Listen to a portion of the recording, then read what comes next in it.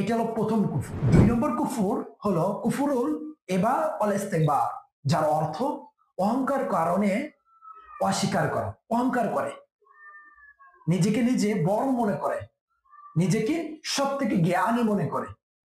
এই জ্ঞানী মনে করে, নিজেকে নিজে বড় মনে করে, এবং এইটা মনে করে যদি অহংকার করে মনে করে যে আমি আল্লাহ রসুল এবং পবিত্র আল কোরআনকে এবং আল্লাহ তাআলাকে মানলাম না, আমি তো সব জানলে আলা।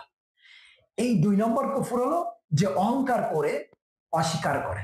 যেমন আল্লাহ তাআলা পবিত্র আল কোরআনে সূরাতুল বাকারা ৩৪ নম্বর আয়াতে বলেন, একই রকম কয় আমি সকল ফেরেশতাদেরকে আমি সেজদা দিতে বললাম এবং তারা সেজদা দিল, কিন্তু একজন সেজদা দেয়নি, সেটা হলো ইবলিস। কি? সে অহংকার করছিল। কারণ কি অহংকার?